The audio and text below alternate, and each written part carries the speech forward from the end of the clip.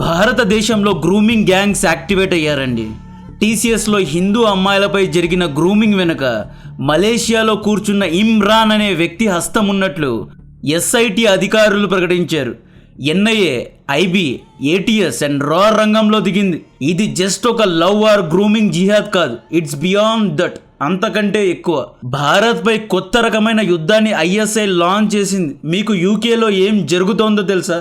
యూకేలో ఉన్న పాకిస్తానీలు 15-18 ఏళ్ల క్రైస్తవ అమ్మాయిలను, ఆర్థికంగా బలహీనంగా ఉన్న అమ్మాయిలను, లవ్ ఫెయిల్యూర్ అయి బాధగా ఉన్న అమ్మాయిలను, పేరెంట్స్ విడాకులు తీసుకున్న తర్వాత ఒంటరైన ఆడవారికి గిఫ్ట్స్, డబ్బు, ప్రేమ చూపించి ట్రాప్ చేసి మతం మార్చి ఆ తర్వాత లైంగిక కార్యక్రమాల్లో దింపుతున్నారు, వ్యభిచారంలో దింపుతున్నారు. యూకే యొక్క మోడస్ ఆపరెండా ఇండియాలో ఫాలో అవుతున్నారా? టీసీఎస్లో హిందూ ఉమెన్పై మత మార్పిడి చేసిన ఇండియన్ గ్రూమింగ్ గ్యాంగ్కు యూకే గ్రూమింగ్ గ్యాంగ్కు మధ్య సిమిలారిటీస్ ఎన్నో కనిపిస్తున్నాయి. మలేషియాలో కూర్చున్న ఇమ్రాన్ అనే వ్యక్తికి టీసీఎస్ ఎంప్లాయీస్కు మధ్య ఉన్న ఆ లింక్స్ ఏంటి? ఇండియా నుండి గెంటేసిన జాకీర్ నాయక్ దీని వెనక ఉన్నాడా?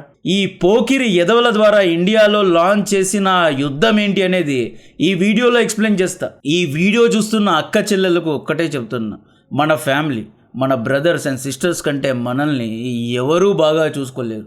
మనం బాగా ఉండాలి అని మన ఫ్యామిలీ మెంబర్స్, ముఖ్యంగా మన పేరెంట్సే కోరుకుంటారు.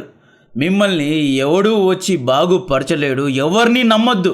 యాక్చువల్లీ భారత్లో గ్రూమింగ్ మాఫియా యాక్టివేట్ అయింది. యాక్చువల్లీ ఇది ఒక అవేర్నెస్ వీడియో. టీసీఎస్లో 6 మంది ఎదలు దొరికారు.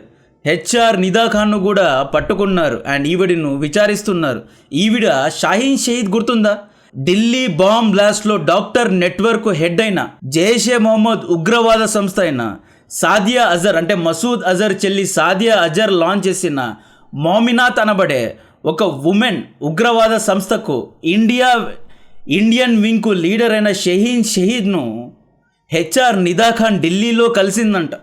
ఆ తర్వాత కట్ చేస్తే హిందూ అమ్మాయిల మత మార్పిడి అండ్ ఎక్స్ప్లాయిటేషన్ జరిగింది.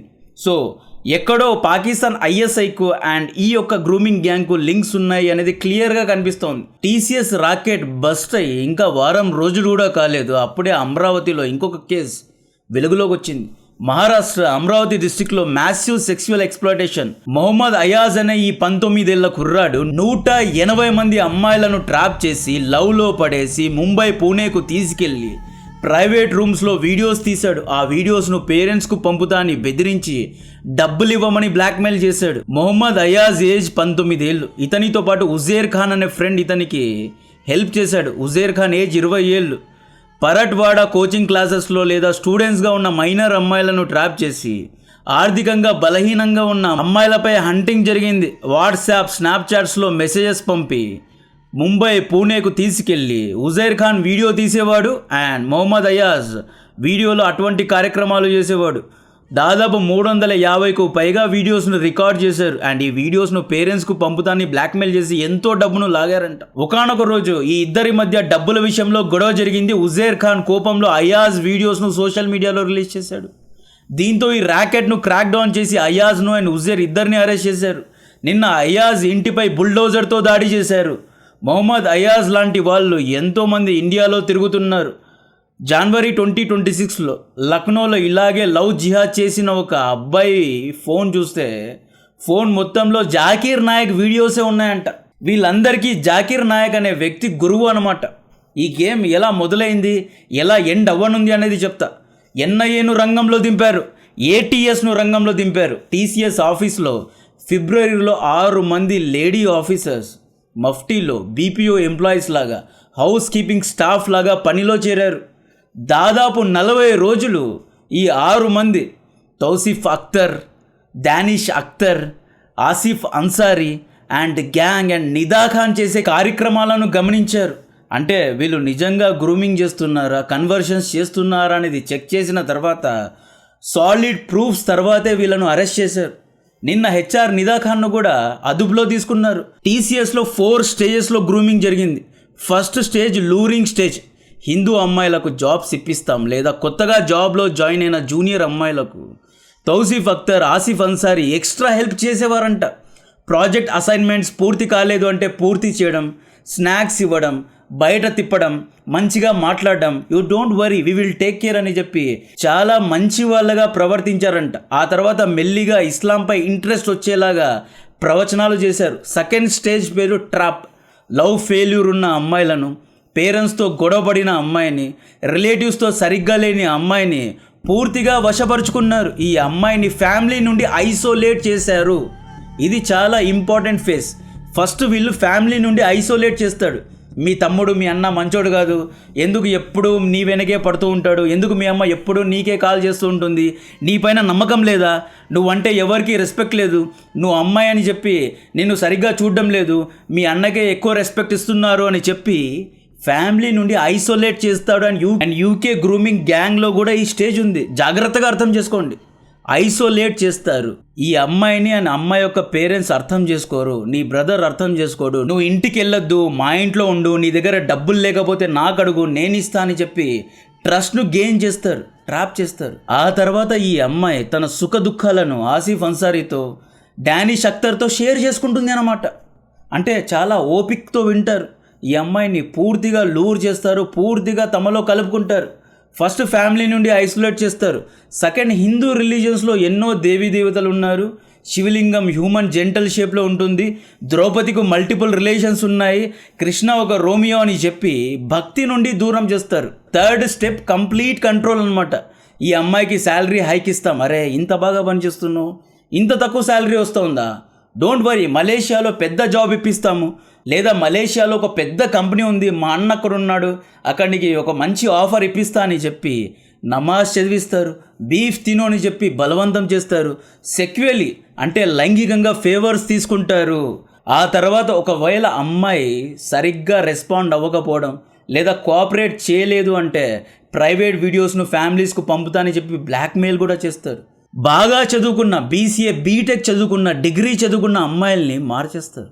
టీసీఎస్ ఎంప్లాయీస్ అయిన ఆసిఫ్ అన్సారీ, తౌసీఫ్, నిదా ఖాన్ యొక్క బ్యాంక్ ట్రాన్సాక్షన్స్ మలేషియన్ బ్యాంక్స్లో జరిగాయి. అంటే మలేషియాకు టీసీఎస్ ఎంప్లాయీస్కు మధ్య ఉన్న లింక్స్ ఏంటి, మలేషియాతో మీకు ఏంటి పని?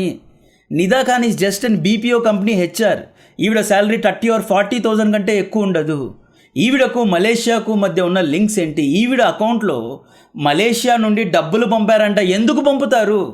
నిదా ఖాన్ ఏం చేసిందని పంపుతారు? ఈ టీసీఎస్లో పనిచేసే టీమ్ లీడర్స్ అమ్మాయి మొత్తంగా తమ కంట్రోల్లో వచ్చిన తర్వాత మలేషియాలో ఉన్న ఇమ్రాన్ అనే వ్యక్తితో వాట్సాప్ వీడియో కాల్స్ చేయించారు. ఈ ఇమ్రాన్ అనేవాడు హిందూ అమ్మాయికి హై పేయింగ్ జాబ్స్ ఇప్పిస్తా మలేషియాకు రమ్మని ఎన్నో ఆఫర్స్ ఇచ్చాడు. ఇక్కడ ఇమ్రాన్ అనేవాడు మెయిన్ హ్యాండ్లర్ అనమాట. ఇమ్రాన్ అనేవాడు ఇండియాలో ఉన్న టీమ్ లీడర్స్కు లేదా ఇండియాలో పనిచేసే ఎంప్లాయీస్కు డబ్బులు ఎరగా వేస్తున్నాడు.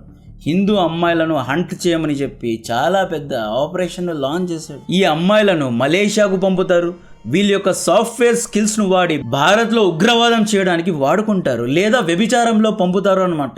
ఇలా చేస్తే ఏమొస్తుంది? ఈ సోకాల్డ్ ఇమ్రాన్, జాకీర్ ఖాన్కు వచ్చే లాభం ఏంటి అంటే ఎన్నో లాభాలు ఉన్నాయి. This is democratic war my dear friends. నేటి అమ్మాయిలే రేపటి తల్లులు. ఆల్రెడీ అమ్మాయిల కంటే అబ్బాయిల సంఖ్య పెరిగిపోయింది. మీరు చూసుకోండి, అమ్మాయిలు దొరకడమే కష్టంగా మారిపోయింది. ఈ కాంపిటీషన్లో లవ్ జిహాద్లు, కన్వర్షన్లు జరిగితే అబ్బాయిలకు 30 years 35 years దాటిన అబ్బాయిలకు అమ్మాయిలే దొరకడం లేదు. ఈ గ్రూమింగ్ బ్యాచ్ ఇలా సీక్రెట్గా అమ్మాయిలను బ్రెయిన్ వాష్ చేసి కన్వర్ట్ చేసుకుంటూ పోతే హిందూ పాపులేషన్ తగ్గుకుంటూ పోతుంది. అండ్ 30 years తర్వాత ఓటింగ్ పర్సంటేజ్ వన్ సైడ్ అవుతుంది అన్నమాట. 2016లో భారత ప్రభుత్వం, ముఖ్యంగా బీజేపీ పార్టీ, మోడీ గారు ప్రత్యేకంగా జాకీర్ నాయక్పై స్పెషల్ ఇంట్రెస్ట్ తీసుకున్నారు. ఈయన్ను ఇండియా నుండి బ్యాన్ చేశారు, గెంటేశారు. ఇతని యొక్క ఇస్లామిక్ రీసెర్చ్ ఫౌండేషన్ అనే ఒక సంస్థను బ్యాన్ చేసి పడేశారు. ఇతనికి వచ్చే ఫండింగ్ మొత్తాన్ని ఆపేశారు. జాకీర్ నాయక్ను టోటల్ ఫూల్ని చేశారు, టోటల్ పాపర్ని చేశారు, జీరోను చేశారు. హీరోగా ఉన్న జాకీర్ నాయక్ 2016 వచ్చేసరికి ఇండియాలో జీరో అయిపోయాడు. జాకీర్ నాయక్ మలేషియాకు పారిపోయాడు. మలేషియన్ గవర్నమెంట్కు ఎన్నోసార్లు జయశంకర్ గారు, మోడీ గారు, అజిత్ దోవల్ గారు, భారత్ యొక్క దౌత్యవేత్తలు జాకీర్ నాయక్ అనేవాడు ఒక ఉగ్రవాది, ఎక్స్ట్రాడిక్ట్ చేయండి, భారత్కు పంపండి అంటే ఇస్లామిక్ దేశమైన మలేషియా జాకీర్ నాయక్కు అసైలం ఇచ్చింది. జాకీర్ నాయక్ ఎప్పుడు దవా దవా అనే ఒక సిద్ధాంతాన్ని నేర్పిస్తూ ఉంటాడు. కాఫీర్ను కన్వర్ట్ చేయడం అనేది కాఫీర్కు మేలు చేయడం అంట. కన్వర్షన్ను నార్మలైజ్ చేసే వ్యక్తి జాకీర్ నాయక్. నాన్ ముస్లిమ్స్ను ముస్లిమ్స్లో కన్వర్ట్ చేయడానికి గిఫ్ట్స్ ఇచ్చిన, లూర్ చేసిన ఎటువంటి తప్పు లేదు అనే ఒక విషయాన్ని ఎక్కించే వ్యక్తి జాకీర్ నాయక్. ఒక నాన్ ముస్లింను ఇస్లాంలో కన్వర్ట్ చేయడానికి ఏమైనా చేయొచ్చంట. గిఫ్ట్స్ ఇవ్వచ్చు, డబ్బులు ఇవ్వచ్చు, ఏదైనా చేయొచ్చు, బట్ కన్వర్ట్ చేయాలి. దిస్ ఈజ్ వాట్ ద విషం ఈ జాకీర్ నాయక్ ఎక్కిస్తున్నాడు. నాన్ ముస్లిమ్స్ని ఇస్లాంలో కన్వర్ట్ చేసుకున్న తర్వాత పెళ్లి చేసుకోవాలి అనే ఒక రూల్ను తీసుకొచ్చిన వ్యక్తి జాకీర్ నాయక్. వేరే అమ్మాయిల్ని పెళ్లి చేసుకోండి, బట్ కన్వర్ట్ చేసుకోవాలా. మీరు చూసుకోండి, పెద్ద పెద్ద సెలబ్రిటీస్ అందరూ ముస్లిమ్స్ని పెళ్లి చేసుకున్నారు, కన్వర్ట్ అయిన తర్వాతే పెళ్లి చేసుకున్నారు. యూదుల యొక్క గొప్పదనం ఏంటో తెలుసా? నువ్వు ఎందుకు ఎప్పుడు ఇజ్రాయెల్ అంటుంటావు, నీకేం పని లేదా? ఎందుకు యూదుల్ని పొగుడుతూ ఉంటావు, నీకేం పని లేదా అని చాలామంది కమెంట్స్ పెడుతూ ఉంటారు. ఇజ్రాయెల్ ఒక జెనోసైడల్ కంట్రీ, యూదుల్నే సపోర్ట్ చేస్తావని చాలామంది అడుగుతూ ఉంటారు కదా. ఎందుకు సపోర్ట్ చేస్తా అంటే, జ్యూస్లో ఒక రూల్ ఉంటుంది. జ్యూస్ ఎవరిని కన్వర్ట్ చేయరు. ఈ ఒక్క పాయింట్ నాకు నచ్చింది. అంటే ఇలా మోసం చేసి ఎందుకు కన్వర్ట్ చేస్తున్నారు? స్వతహాగా ఒక వేరే రిలీజన్లో కన్వర్ట్ అవ్వాలి అనుకునేవారు కన్వర్ట్ అవుతారు. ఇలా గిఫ్ట్స్ ఇచ్చి వేరే దేవీ దేవతల్ని తక్కువగా చూపించి ఎందుకు కన్వర్ట్ చేయాలనుకుంటున్నారు? డెఫినెట్గా ఒక ఎజెండాతోనే కన్వర్ట్ చేస్తున్నారు. యాక్చువల్లీ ఫిబ్రవరి 2026లో మోడీ గారు మలేషియాకు వెళ్ళినప్పుడు కూడా జాకీర్ నాయక్ను వదిలేయండి, ఎక్స్ట్రాడిక్ట్ చేయండి అని మలేషియన్ గవర్నమెంట్కు అడిగినా కూడా మలేషియా ప్రభుత్వం జాకీర్ నాయక్ అసైలం ఇస్తూనే వస్తుంది. ఇప్పుడు ఈ ఇండియన్ గ్రూమింగ్ గ్యాంగ్స్కు యూకే యొక్క గ్రూమింగ్ గ్యాంగ్స్కు మధ్య ఉన్న సిమిలారిటీస్ ఏంటి అంటే, యూకేలో పాకిస్తానీలు, బ్రిటిష్ పాకిస్తానీలు చాలామంది ఉన్నారు. యూకేలో ఎంతోమంది అందమైన క్రైస్తవ అమ్మాయిలు, అంటే ఫ్యామిలీ నుండి ఐసోలేట్ అయ్యి ఎన్నో ప్రాబ్లమ్స్ ఉండి ఫినాన్షియల్ ఇష్యూస్ ఉన్న ఎంతోమంది అమ్మాయిలను వీళ్ళు ట్రాప్ చేయడం మొదలుపెట్టారు అనమాట. ఈ ఆర్టికల్స్ చూడండి, ఎన్నో కేసెస్ బయటకు వచ్చాయి. ఈవెన్ ఈ ఇష్యూ యూకే పార్లమెంట్ వరకు వెళ్ళింది. యూకే గ్రూమింగ్ గ్యాంగ్స్ యొక్క ఫస్ట్ స్టేజ్ ద హంట్ అనమాట. ఫస్ట్ వీళ్ళు టార్గెట్ను ఐడెంటిఫై చేస్తారు. వీళ్ళు ఎటువంటి అమ్మాయిలను వెతుకుతారు అంటే, ఫ్యామిలీ నుండి ఐసోలేట్ అయ్యి పేరెంట్స్తో కొట్లాడినా లేదా బాయ్ ఫ్రెండ్తో కొట్లాడినా, పేరెంట్స్ ఇద్దరు విడాకులు తీసుకొని ఉంటారు, ఈ అమ్మాయి ఒక్కతే ఉంటుంది అనమాట, ఆర్థికంగా చాలా వీక్గా ఉంటుంది. అటువంటి అమ్మాయిలనే టార్గెట్ చేస్తారు. 18, 20, 25, 30 ఇయర్స్ అమ్మాయిల్ని వీళ్ళు టార్గెట్ చేయరు. 11 to 15 ఇయర్స్ మాత్రమే టీనేజ్ మైనర్ అమ్మాయిలనే టార్గెట్ చేస్తారు. Second stage boy friend. ఈ అమ్మాయిని అప్రోచ్ అవుతారు, పబ్లిక్ ప్లేసెస్లో, పార్క్స్లో, మాల్స్కు వెళ్తారు, ఈ అమ్మాయితో ఫ్రెండ్షిప్ చేసుకుంటారు, ఎక్స్పెన్సివ్ గిఫ్ట్స్ ఇస్తారు, ఫోన్స్, క్లోత్స్ ఇస్తారు. అంటే ఏమీ లేని అమ్మాయిలకి, పేరెంట్స్తో కొట్లాడిన అమ్మాయికి ఎక్స్పెన్సివ్ ఫోన్ ఇస్తే ఏం చేస్తుంది? హ్యాపీగా ఫీల్ అవుతుంది అండ్ ఈ గ్రూమింగ్ గ్యాంగ్స్తో ఫ్రెండ్షిప్ చేస్తుంది. Second stage friendship. Third stage isolation. నేను చెప్పా కదా, ఐసోలేషన్ పాయింట్ గుర్తుపెట్టుకోండి అని. Third stage isolation. వీళ్ళు ఏం చేస్తారు అంటే, విక్టిమ్కు ఆల్కహాల్, సిగరెట్స్ ఇస్తారు, క్యానిబీస్ ఇస్తారు, అంటే ఫుల్గా ఆల్కహాల్కు, మత్తు పదార్థాలకు బానిస చేస్తారు. ఆ తర్వాత నీ పేరెంట్స్ చాలా కోపిష్టోళ్ళు, మీ పేరెంట్సే నీ శత్రువులు, నీ పేరెంట్స్ నుండి నువ్వు దూరంగా ఉండు, మీ అమ్మతో మీ నాన్నతో మాట్లాడొద్దు, నీ బ్రదర్స్ సిస్టర్స్తో మాట్లాడొద్దు అని చెప్పి ఫ్యామిలీ నుండి పూర్తిగా ఐసోలేట్ చేస్తారు. ఫోర్త్ స్టేజ్ లవ్ టెస్ట్ అనమాట. ఫ్రెండ్షిప్ చేస్తారు, ఆ తర్వాత బాయ్ ఫ్రెండ్ లాగా ఉంటారు, అంటే లైంగికంగా పాల్గొంటారు, ఇద్దరు బెస్ట్ ఫ్రెండ్స్ లాగా ఉంటారు, లవ్ ఫ్రెండ్స్ లాగా ఉంటారు. ఆ తర్వాత లవ్ టెస్ట్ చేస్తారు అనమాట. ఈ గ్రూమర్ ఏం చేస్తాడు, ఈ పాకిస్తానీ అబ్బాయి ఏం చేస్తాడు అంటే, నాకు కొన్ని ప్రాబ్లమ్స్ ఉన్నాయి, నేను ఇంకా ఆర్థికంగా చాలా అంటే చాలా వీక్ అయిపోయాను, మనం దీని నుండి బయటపడాలి అంటే పలానా వ్యక్తితో లైంగికంగా పాల్గొని చెప్పి, నాపై ప్రేమ ఉంటే వాడితో పనుకో అన్నట్లు లవ్ టెస్ట్ చేస్తారు అనమాట. ఆ తర్వాత ఈ అమ్మాయికి తన బ్రదర్స్ అండ్ అంకుల్స్తో పరిచయం చేస్తారు. ఒకవేళ ఈ అమ్మాయి నేను వేరే వాళ్ళతో పడుకోను అని చెప్పి రెసిస్ట్ చేసింది లేదా తిరగబడితే, నీకు నేను ఎక్స్పెన్సివ్ గిఫ్ట్స్ ఇచ్చాను, నీకు ఆల్కహాల్ ఇచ్చాను, సిగరెట్స్ ఇచ్చాను, నువ్వు నాకు ఇంత డబ్బు అప్పుగా ఉన్నావు అని చెప్పి డెట్ ట్రాప్లో వేస్తారు. అంటే ఈ అప్పు తీర్చాలి అంటే వీడితో పనుకోవాల్సిందే, ఈ అప్పు తీర్చాలి అంటే ఈ పని చేయాల్సిందే అని చెప్పి ఫోర్త్ స్టేజ్లో లవ్ టెస్ట్ చేసి ఈ అమ్మాయిని 10 మందితో పడుకునేలా చేస్తారు. ఫిఫ్త్ స్టేజ్ ఇండస్ట్రియలైజ్డ్ ఎక్స్ప్లాయిటేషన్ అనమాట. ఆ తర్వాత ఈ అమ్మాయిలను వ్యభిచార కొంపలకు పంపడం లేదా అమ్మేయడం వంటివి చేస్తారు. అండ్ ఈ గ్రూమింగ్ గ్యాంగ్స్ సేమ్ మోడస్ ఆపరెండే ఇండియాలో కూడా జరుగుతోంది. 180 మంది అమ్మాయిలను మొహమ్మద్ అయాజ్ అనే ఒక 19 ఏళ్ల కుర్రాడు ట్రాప్ చేశాడు అంటే ఇది మామూలు విషయం కాదండి. ఎవరో వీళ్ళకు ఎక్స్ప్లెయిన్ చేస్తున్నారు. And this is not a small thing. దీనికి అగేన్స్ట్గా మనం అందరం ఏకమవ్వాలి. ఫ్యామిలీ కంటే, పేరెంట్స్ కంటే ఎవరు ముఖ్యం కాదు. ఈ 5 స్టేజెస్ను ఎక్స్ప్లెయిన్ చేయండి. ఈ 5 స్టేజెస్ను ఎక్స్ప్లెయిన్ చేసి అవేర్నెస్ను తీసుకురావాలి. ప్రతి ఒక్క అమ్మాయికి వీళ్ళతో పడితే ఏం జరుగుతుంది అనే అవేర్నెస్ ఉండాలి. ఒక ముస్లిం అబ్బాయిని కాదు, హిందూ అబ్బాయిల్ని ఎవరిని నమ్మకూడదు. 15 to 18 ఇయర్స్ మధ్య ఉన్న అమ్మాయిలను చాలా జాగ్రత్తగా చూసుకోవాలి. So UK Indian grooming gangs యొక్క సిమిలారిటీ అర్థమయ్యాయి అనుకుంటా. నా కాంటెంట్ నచ్చితే వీడియోను లైక్ చేయండి, ఛానల్ను సబ్స్క్రైబ్ చేసి అందరికీ షేర్ చేయండి. జై హింద్.